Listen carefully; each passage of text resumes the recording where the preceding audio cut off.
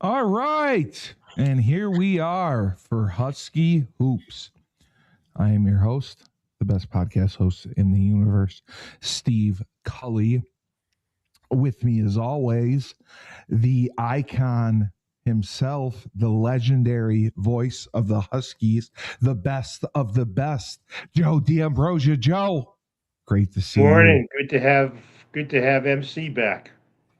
And yes, finally, we get to have our darling, the UConn women's basketball legend, Western Connecticut State University head coach, Maria Conlon.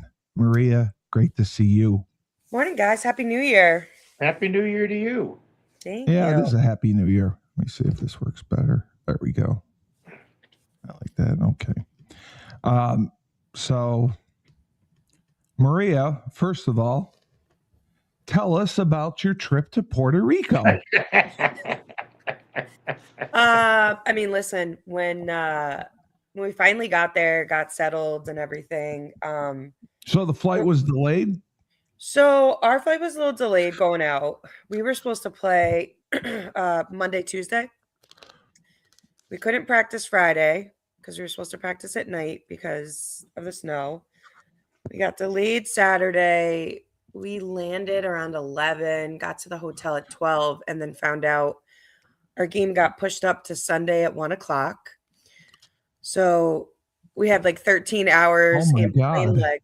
Joe, I said to my assistants, I said, do you think Gino Auriemma would let a tournament push his game up an entire day, 13 hours after landing? No. So, listen, we fought. We played Salisbury. I think if we had them fresh, we could have pulled it out. Our kids were just dog tired. We were in the airport for like 8 hours on Saturday, then on the plane. We got the second win against Wilkes. So, but honestly, like, really, it was about the experience for the kids. Yeah.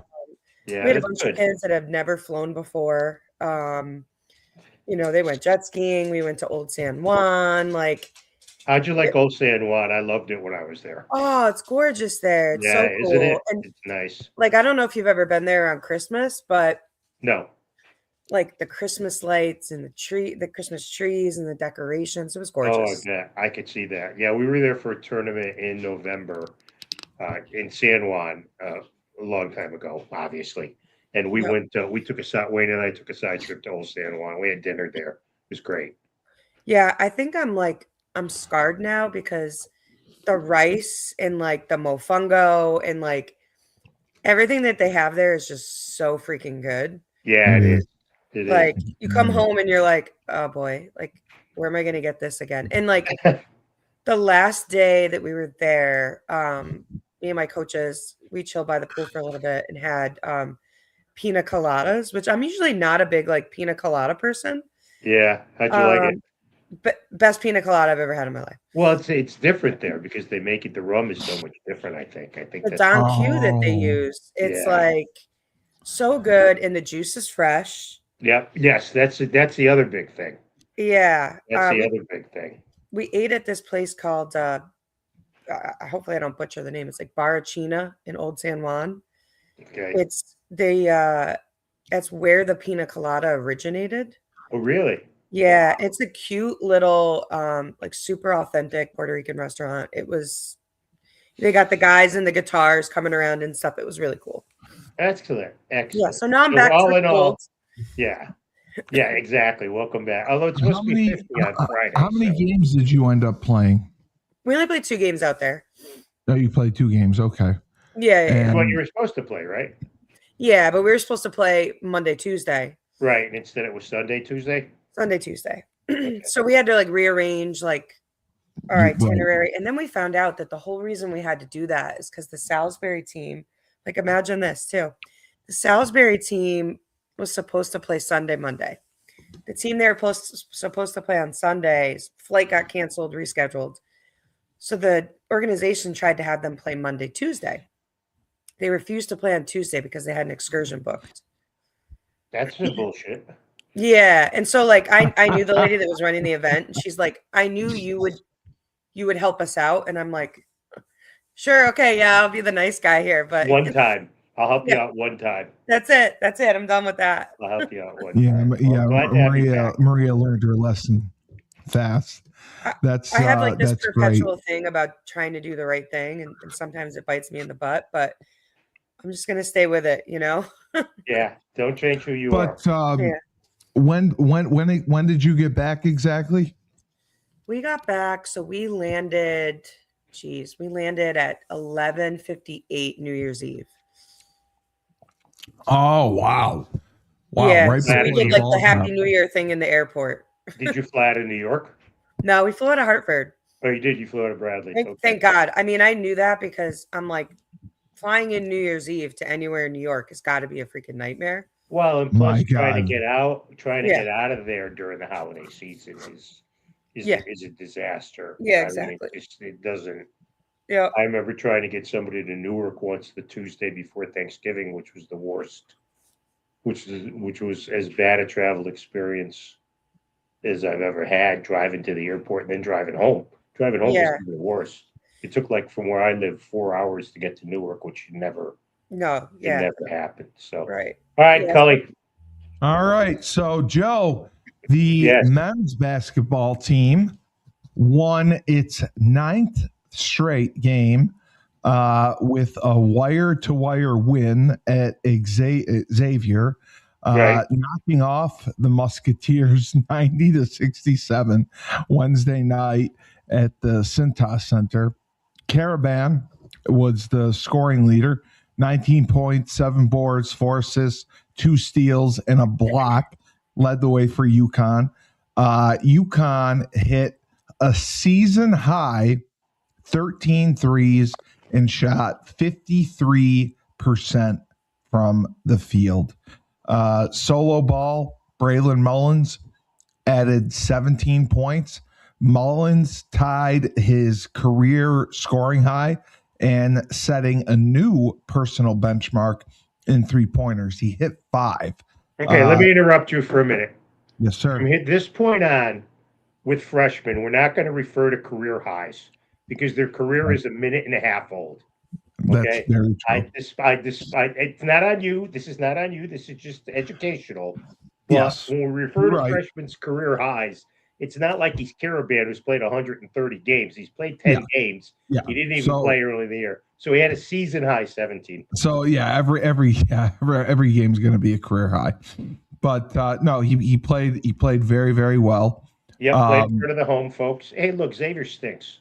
Richard Pitino has a long way to go. Oh, Xavier stinks. Oh, Yeah. Okay.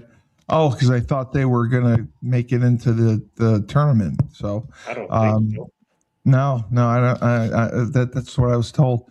UConn led 30-6 midway through the first half, and they rode that early run the rest of the way. And then Terrace Reed obviously was the 4th Husky in double figures. He had 10 points and a team high 8 rebounds, part of a plus 16 advantage that we had on the glass. And then they had Malik Messina Moore led Xavier with 16 points, and Flip, I can't say his last name, Bornacan? Yeah, had 14 points and 11 rebounds for a double-double. I mean, UConn just looked great. I mean, they started up strong. They had a 9-2 advantage going early. Caravan had a 3-point play at 17 minutes to go in the game. UConn stretched its lead to double digits later with Mullins. He had a steal, an alley-oop to Ball. Caravan had a breakaway slam, and Xavier called a timeout, and the UConn was up 16-4. But they just dominated the rest of the way. They had a struggle kind kind of at the 4-minute mark. Okay, let's stop this game because the game stunk. You're going way too deep into the weeds on a game a week ago that wasn't worth it. Xavier stinks. I don't know who told you Xavier was getting to the NCAAs, but you're not listed in the bracketology. There's 4 Big East teams listed in the bracket. I agree. No, I agree with you. With you. Xavier stinks. So UConn played really well. Everything meshed. Xavier's got a long way to go. End of story. End of story. Caravan had 19, Mullins 17. Wait, you said that already. We don't have to rehash that. Okay. What did you think of Demery? Did Demery play any better in your mind? Demery's playing a lot better. Demery's playing like the point guard they need him to play. What about Malachi Smith? I think Malachi Smith has a role off the bench, be an energy guy, but I don't want to see him shooting the ball unless it's a layup. Yeah, I'd prefer he take shots from 3 feet and in, which is kind of hard for McGuire. I mean, he's going to knock down an occasional 3. I think Stewart's playing better. Yes, obviously Jaden Ross being hurt might hurt him tonight if he doesn't play at Providence. But no, the game. I mean, the game's not worth in-depth analysis. No, I mean it's a game that they should have won, taking care of business, and they absolutely did. Great. They played great. They looked like the 4th-ranked team in the country. Maria, your thoughts? First of all, Joe, I love that phrase. I prefer for him to shoot it from 3 feet in. Right. I'm going to use that today in practice with a couple of my kids because we just keep having multiple games where we go like 1 for 16, 2 for 18 from 3. I finally said the other day, I said, guys, here's the deal. I don't think we're a 3-point shooting team. Our percentages don't lie, man. Yeah. I don't want to belabor it to Joe's point. I think the men are playing great right now. I think, as we've said before, I think Caravan's always going to look comfortable when he's not the go-to guy. So having Mullins and some of these guys in there and operating the way that they are, I think Demery looks great right now. A little bit for me is like garbage in, garbage out, because to Joe's point, like some of these teams really stink. But I do think they're good confidence boosters for some of these guys. Oh, absolutely. To get good going a little bit. That's important at this time of year, right? You hit January and you kind of want to hit your stride a little bit. Not fully, right? You want to hit your full stride around March, but I think when you want to peak, right? And I think they're playing really well. A little off topic, but I want to switch gears for a second. What did you guys think about the Manhattan, Joe? What did you think about the Manhattan Quinnipiac game? Let me just say this. I know John Gallagher pretty well when he coached at Hartford. I like him. He's a good guy. But I could see where Tom Pecora wanted to take his head off. Yeah. Gal can poke the bear and push the envelope. That was some of the best bear poking I've ever seen. He's I would say when they play again, which I think will be in Hamden at Quinnipiac, that might be must-see TV. I might have to go to that one, Joe. We might have to go. I got to look. You know what? We might have to have a date that night, Maria. Yeah, I'm in, man. I'm in. Can someone educate me to what happened? Oh, geez. Are you not on social media at all? This is like viral, man. I'm not on social media. Both coaches ejected with like 5 minutes left in the game. It was. I felt like we were flashing back to like Indiana days with Bob Knight. Bobby Knight, yeah. But, there was an altercation, and then it got a little ugly, and then the coaches got involved, and some stuff was said, and Pecora said afterwards, "Don't you ever talk to my players again." And in the Pecora's post-game press conference was pretty intense. Was pretty viral. Yeah. So let's put it that way. I didn't see any of Gal's comments after the game, but it was just there was no lack of passion, that's for sure. No, it's what you'd like to see him play hard all the time, but not to the point where it's World War III. Yeah. Another off topic before we switch to the UConn women who've been blowing out everybody. Right. In my opinion, the second hottest programs in the country, Vanderbilt. We Hey, got Ralph. my girl Ralph. Yep. Still undefeated. I didn't really think it was a huge upset against LSU. I think Vandy's a better team anyways, but she's got these kids. I mean, I watched this whole second half of the Vandy LSU game because I was on my way back from practice. They are freaking fun to watch. I'm telling you right now, Vanderbilt is not a team that I want to see deep into March. Right. The Blake's kid, the sophomore, is phenomenal. They got a point guard now who can shoot the rock. She distributes their bigs, crash the offensive and defensive boards like animals. And I mean, listen, we know that Shea to me is like one of my favorite Huskies of all time. Absolutely. Just from like, first of all, human being standpoint. Second of all, overcoming adversity standpoint. I mean, With the Bill's injuries, corner ACL like 3 times, like, and then just a work ethic, like rip your head off, hand it to you on a silver platter. And she's got these kids playing like she used to play, like from a get after it passion standpoint. And then the Vanderbilt men are really good, Joe. Yeah. Well, they've got bracketology. Charlie Cream has Vandy as a 2 in UConn's region, which is the in the stupid way they do things now, the Fort Worth region.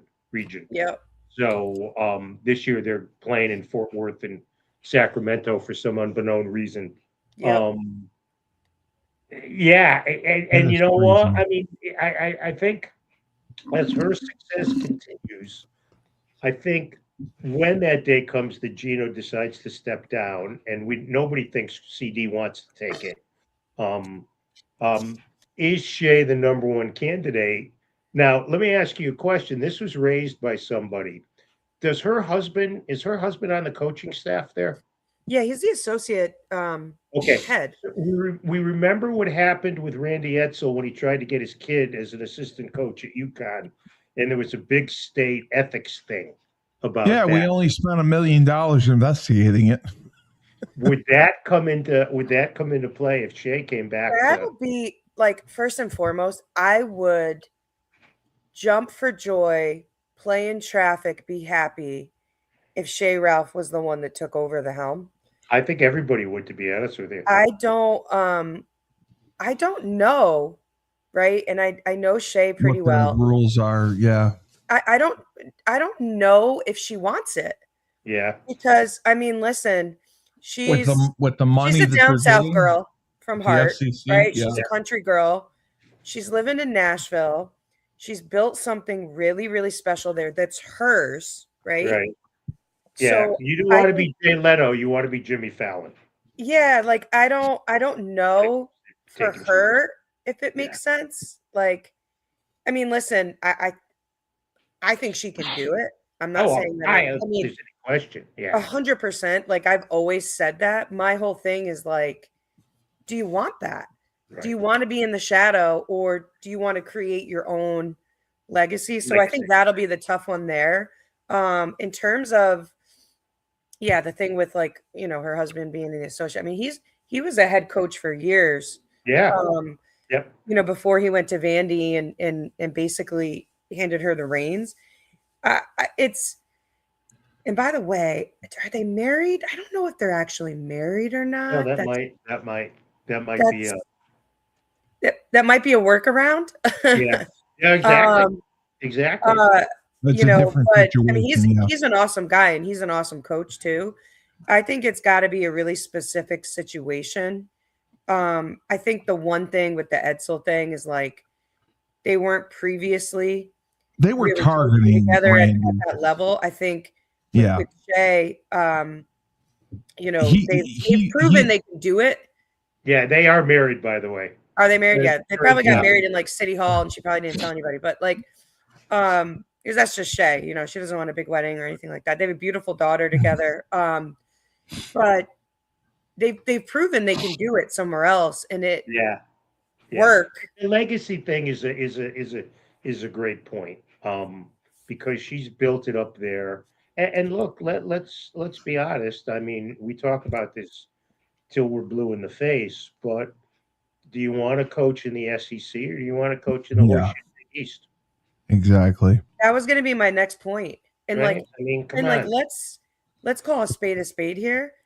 She's built this up in a remarkably short amount of time. Oh, huge. I mean, Very Vandy short. was like completely off the radar. They were Since what, irrelevant. like they hadn't beaten a top 5 team in like 16 years or something like Yeah. that. What was They the were woman who was irrelevant. there? The woman who was there before her had a pretty good run, and then things fell off the rails a little When bit. I was there, who the heck was the Vandy coach? Like when I was in college. I gotta look this up.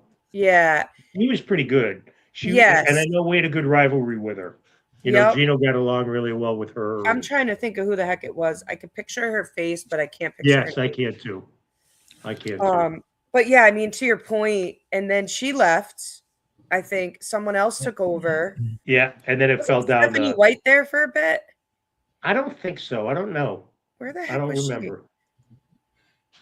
Or Katie Smith. Who was the really good guard that came out of Vandy back then? I feel like somehow that guard was in the mix as a head coach or something at one point, but I could be confusing it with another school. Regardless, I mean, she's phenomenal. Yeah, I mean, Shay's great. Shay's done a great job, and she'll continue to be a great head coach no matter where she goes. well, and I think people have to remember, right? Like during the, Maya Moore days, the Stewie day, like she was an assistant at UConn. She was doing a lot of that recruiting. Right. For us to get a lot of those kids, when JJ and Tanya were head coaches elsewhere, and it was really her, coach, and CD that were the main 3-headed monster from a coaching staff perspective. So, she knows how to recruit. She also knows how UConn wants to recruit. Right. So obviously, I think she would be a seamless fit. I just don't know. Stephanie White was the coach there. Yeah, I knew that. Okay. But that's not who I was talking about. It wasn't. No. Stephanie White's who took over after the Melaine Balcom. Yes, Melanie Balcom. Yes, Melanie Balcom. Or Melanie Balcom. Sorry. Yeah, and the situation with Randy was different because his son had only been a graduate assistant coach and was given a full-time position job. So that's what caused the controversy and nepotism. Right. Well, yeah, you get that's more nepotism when you're handing that off. I think I do think that the situation with Shay and her husband is a little bit different. It's a little different. But anyways, back to the women. I mean, look, breaking down the women's games, unfortunately, is like breaking down the men's game against Xavier. I mean, they're just so much. I think the number one star of the week goes to KK for coming back after one game off with the broken nose and getting that solved. I think, I guarantee you, if you put them under truth serum, the coaching staff would tell you they knew Blanca would be good. They weren't sure she'd be this good this early playing there.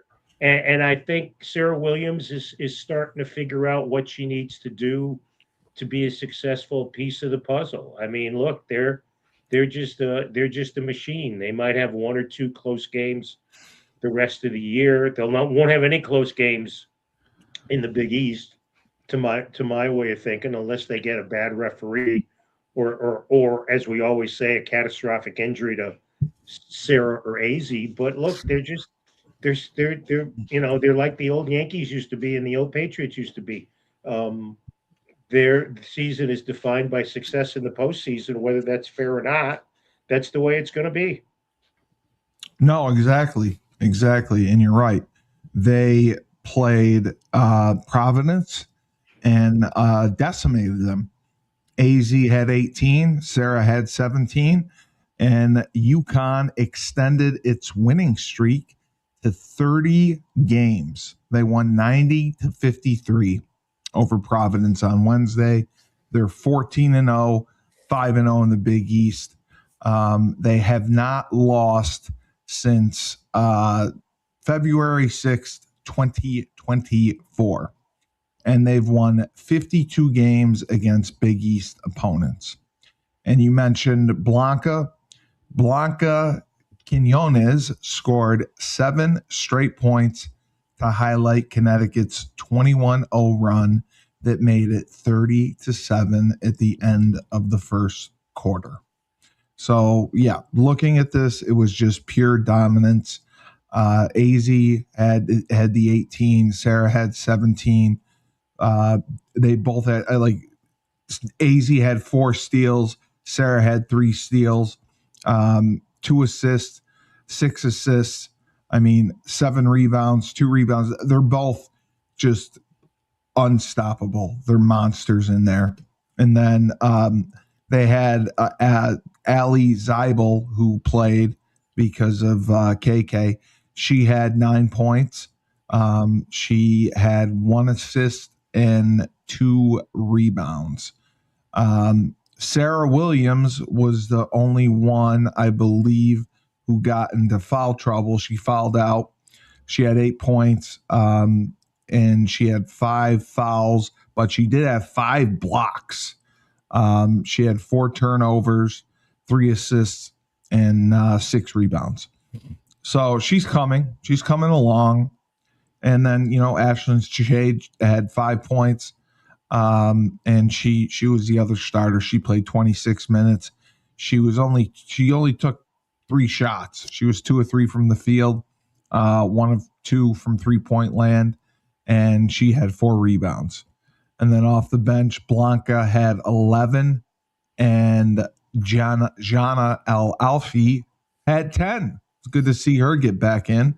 She had 10 points, 5 rebounds. So this was just pure dominance. Joe, were you surprised that they went with Ali Zeibel in the starting lineup? No, because I think he likes the idea of the USC kid coming off the bench and changing the pace a little bit. Not that they need that. Let's be honest, but they can play whoever they want. I think he wanted to, keep things as close to possible. And look, we're not inside at practice.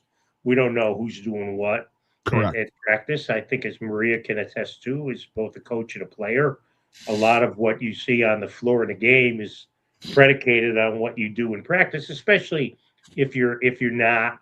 And if Sarah Strong has an off practice, she's not sitting the bench to start the next game. Same thing with Azzi or somebody like that. You're not going to do that to your best player. But if you're under that level and you perform well in practice, you could start the next game. So no, I wasn't surprised to see Ali get the start. And again, everybody's the great thing about this team, Maria, is everybody's got their role. Everybody knows what's expected of them. Yeah, and they went. So I'm trying to just remember. And Blanca was, like Maria said, she's that 3-headed monster. She was the 3rd leading scorer again. She came in off the bench too. Yeah, it's amazing. Right. Yeah, but again, with that spot, she's playing so well off the bench that you don't want to really mess with that, because you like having that spark, that scorer coming off the bench there. Because I think, listen, you start a game, you want to feed Azzi and Sarah, get them going, right? And then as teams start to adjust a little bit to that, as much as I guess they possibly can, because you really can't, but then you bring her in off the bench, and now you got 3 kids that can score at a high level. So, yeah, what are they're playing St. John's tonight. Yeah, St. John's tonight. Yeah, poor St. John's. I don't, these teams are. It's like watching UConn, that's a professional team, play against mid majors in this Big East conference. It's like they're playing the MAC. Yeah, that I got in trouble last week for saying that. I actually think Fairfield would give them a better game than half the teams in the Big East, to be honest. I agree. And look, St. John's is 13-3. They've had a good, for their standpoint, they've had a good season, but they're probably, I don't think there's odds on the game, but they're probably a 25-point underdog, especially although it's funny, and it doesn't mean anything because it was during all the injuries, but the last team to win in Hartford was St. John's. Yeah. Wow. Okay. I do remember that game. But that means nothing, because that was then and this is now, and UConn's not the same team that they were that back then with everybody being hurt. No, Yeah. no. And, Dave put this on for the title. We need to get out of the Big East. The Big East is harming us. Again, let me go against that. You know my thoughts on this. It's not harming us because we're still getting players and we're still getting national acclamation. I don't agree that the Big East is harming us. I think but don't you think that will change in the next 5 years just because financially I we're want to be in the next 5 years to see it. If it does, I'll let you know then. okay. No, the only reason we say that is because of finances, because of the television, the broadcasting contracts that the SEC, the Big Ten get, and you see it in the top 25. The only non-power 4 schools there are us in Gonzaga for the men. I don't know for the women, but that's what worries me is it's going to trickle down eventually. We're able to make it work now because we have Hurley, we have Gino. When they're gone, that's what scares me. Being able to keep that going because we're not getting the money that the other conferences do. And that's what we're seeing happening. That's why we worry. But you're not seeing it happen at UConn. Not now, but I think we will. That's how do you know that? But how do you know that, Steve? What is the formula? Because and don't use football because we're not talking football here. Okay, this has nothing to do with football. We're talking about the basketball show. We're talking about basketball. No, so I know. You explain to me how we get so much. We get yes. Are we at a less than all the Power 4 schools? Yeah. Well, how's all that money help Boston College's women's program? How has it helped Syracuse's women's program? How has it helped Rutgers' women's program? Explain that to me. They're all jokes because they're in conferences with 18 to 20 teams. We can go into that conference and we can compete because we have been dominant. None of those teams have been dominant in the last 10 years, really. Syracuse has had teams occasionally, but Rutgers hasn't. I mean, we have always been dominant. I think we could go into the Big Ten. I think we could go into the ACC, and I think we could still be dominant. And having that extra revenue will help us to continue to get great players. That's my only concern is that not having that money is going to help us. We're going to fall off eventually. That's my concern. When I see it. I know, and I agree with you. Until it happens, and if it doesn't, we can enjoy it. But I think beating up on these teams, I mean, you could bring Christ the King out from New York City, and they could win the Big East. Well, let's not get carried away. That's a stupid argument. I know. So the men had a game against Marquette, and again they dominated Marquette 73-57. Marquette is really struggling. They're 5-10 overall. They're 0-4 in the Big East. We are now 14-1, 4-0 in the Big East. And Solo Ball led all players. He had double figures, 17 points, and a season high 8 rebounds. Can I say season high for him or no? Well, if it's season high, he's an upper class. You're not getting my point. Right. He's not a freshman. Right. Silas Demery, he had foul problems, but he still got 14 points in 21 minutes. And Terrace Reed Jr. narrowly missed a double-double with 13 points and 9 rebounds. UConn held Marquette below 33% from the floor and finished with a 12 plus 12 rebound advantage. It was just amazing. And then, I wouldn't call it amazing, Steve. The head coach ripped him a new one after the game. He did. He has to. Well, no, because he's got standards. So to say it was amazing is being a fanboy. They didn't play great against Marquette. Frankly, look at the shooting. Look at Caravan. Look at Braden Mullins.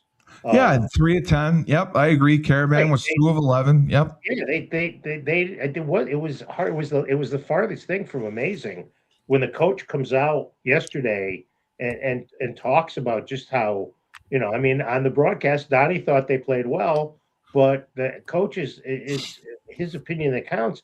He didn't think they played very well. And look, again, you got to consider the opposition. This is a Marquette team that tries to do it without going into the transfer portal. Well, how's that worked out, Shaka? How's that go? How's that going for you? Right? Yeah. You got to play by the rules. 100%. You got to play by the rules. I mean, if the transfer portal is good enough for Gino and Danny, it should be good enough for every other coach.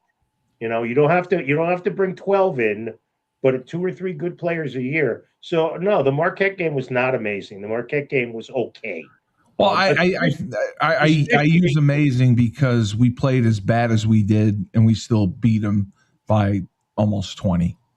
I mean, by 16. It's closer to 15 than 20. Yeah. No, I think.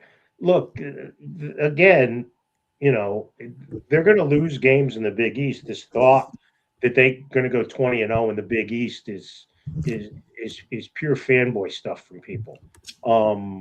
They're going to have a real hard game tonight at Providence. Providence beat St. John's. Providence did something that UConn couldn't do last year, which was beat St. John's. They trailed by double digits and came back and won.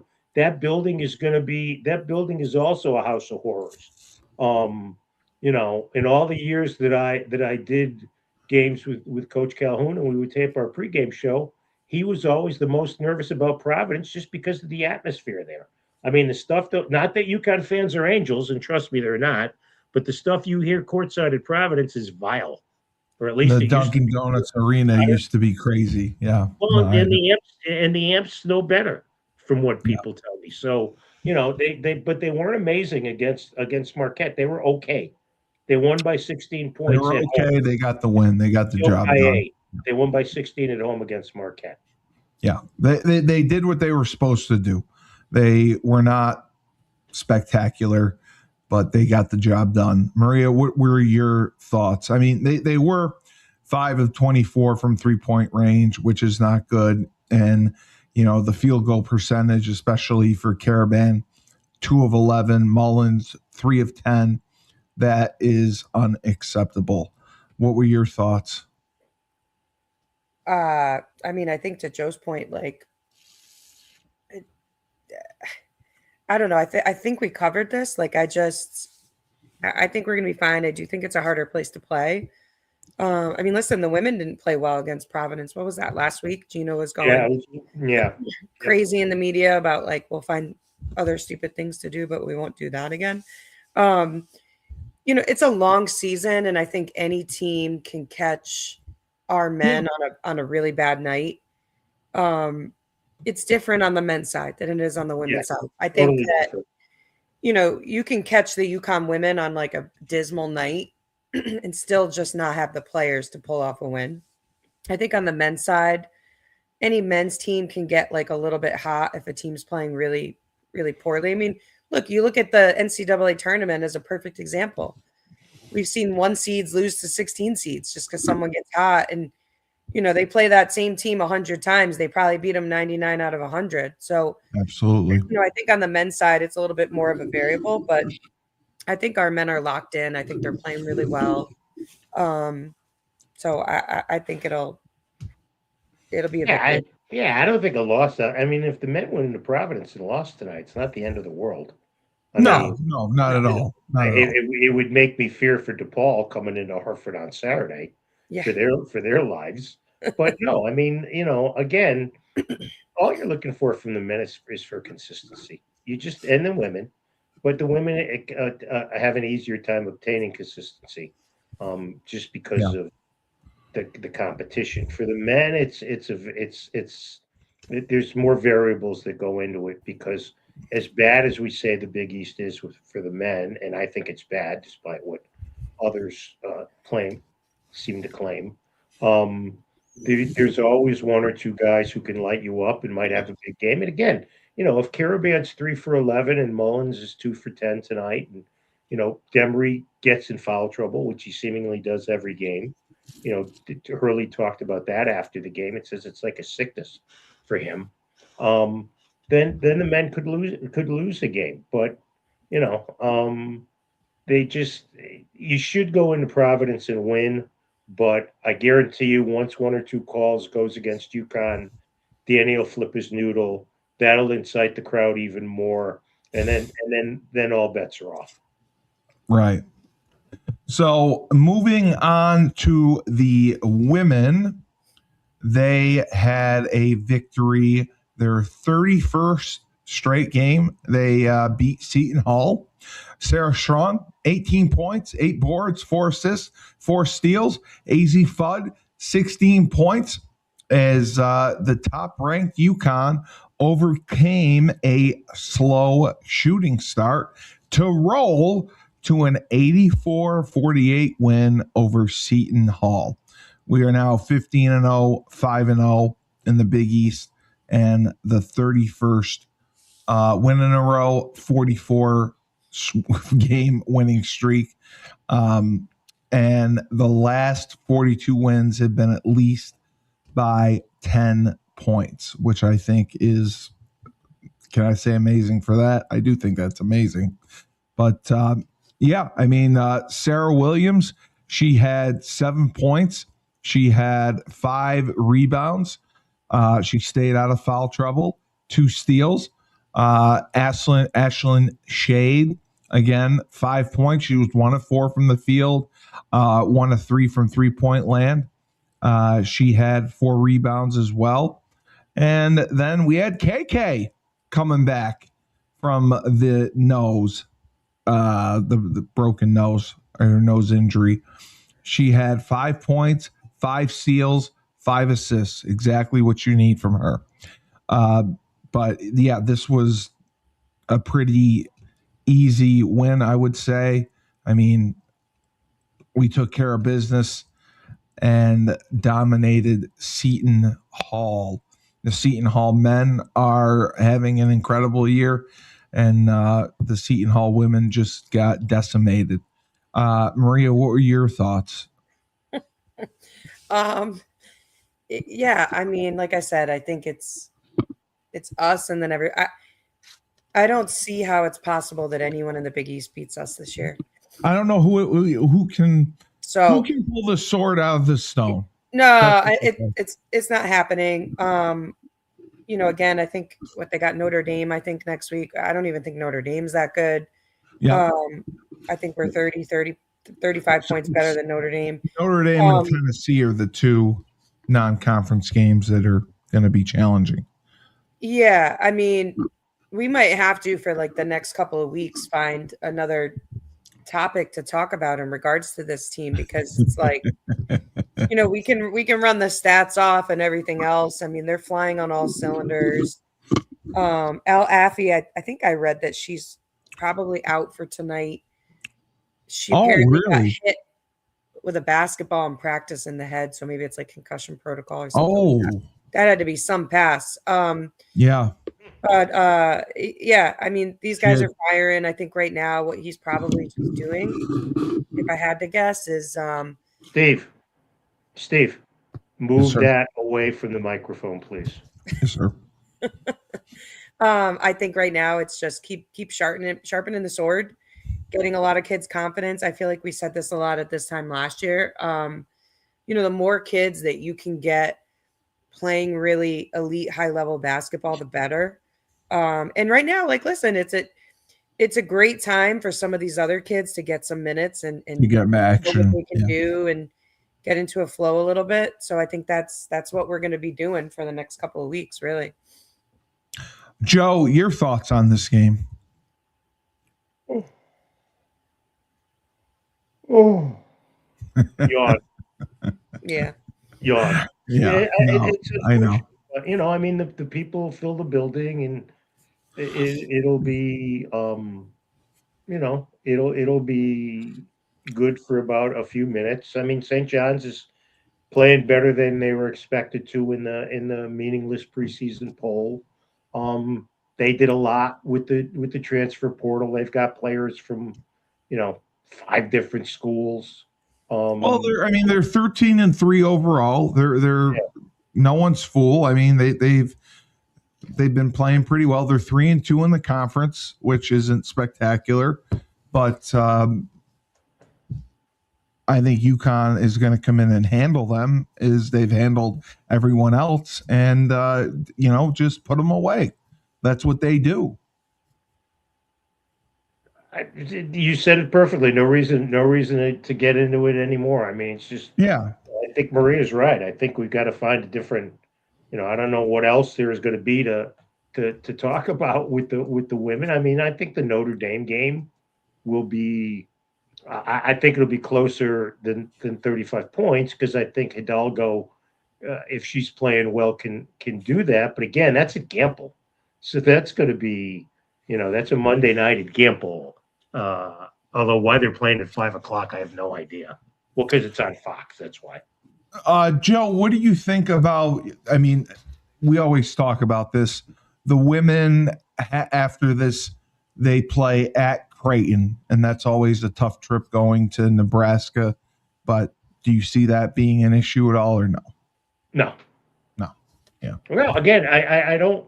Unless lightning strikes in a bottle, I don't see any of the 20 Big East games being an issue. I'm with Maria. I don't unless you're missing your two best players and lightning strikes in a bottle and a team shoots 100%. I think there's no reason to think that the women will win a game by less than double figures. I mean, who knew the Big East would be easier than the American would be, but so far it has been. And they never lost a game in the American. Oh, you're talking about the AAC, yes. Right. Yes, I got criticized. I got criticized quite a bit last week for some of my comments about the Big East, and people were saying, "Oh, do you want us to go back to the AAC?" Yeah, that worked out really well, and I was like, "No, I don't want the AAC. I want a Power Four conference." So the men have coming up, as we talked about, Providence tonight, then DePaul, and then the big game, Joe, Seton Hall. I know you have to go. What are your prediction for Seton Hall? Do you think that? I'm not. We will have a show before we do Seton Hall, right? I know. When do they play Seton Hall? I mean, they play Seton Hall on the 13th. So, it'll be. We'll have a show right after it. Yes. So we'll talk after it. No, I think Seton. I'm looking it up. I don't even know where that game is. I don't. It's at Seton Hall. That's at the Prudential Center. So that'll be a hard game. Seton Hall always gets up for UConn. UConn for some reason doesn't play well there. I think tonight's going to be tough. I think tonight's a single-digit win. I think spread's 10.5 or something. I think they'll kick the crap out of DePaul. They beat them up in Chicago. They're not going to lose to them here. And I think Seton Hall might be, until they play St. John's, their toughest game of the season, of the Big East season. Yes. I think Seton Hall will give them something to fight for. So, but do I think they'll win it? Yeah, probably. But if they lost it, would I be surprised? Not in the least. No, you wouldn't. And then Georgetown is after that. They're on the road at Georgetown Saturday. We've got shows after that, after the Seton Hall game. So no reason to look that far ahead. Okay. Well, again, it was ho-hum. I mean, they took care of business, and it wasn't anything spectacular or amazing. And they didn't play as well as advertised against Marquette. So we have to see continued improvement.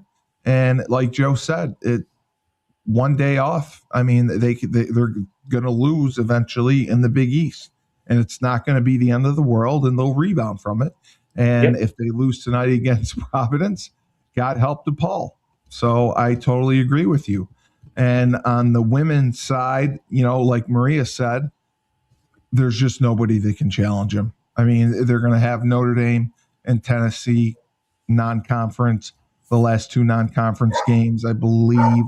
But other than that, they're going to roll through. I mean, they're the best of the best right now. Would Maria, you is that agree your with dog Maria? barking? Yeah, And they are the best. And Maria, who do you have just quickly coming up? We have Rick tomorrow, and we're at UMass Dartmouth on Saturday. Okay. Is that out on the Cape, UMass Dartmouth? Where's UMass Dartmouth? No, it's a pain in the butt to get there. It's one of my That's least what I favorite thought. drives. Yeah, That's it's what I out there. Oh, UMass yeah, they're Boston. good. They won the league last year. Rick came in second last year, so we got a big week. Good luck. You play UMass Boston too, right? That's the one where Dave's sister is the AD.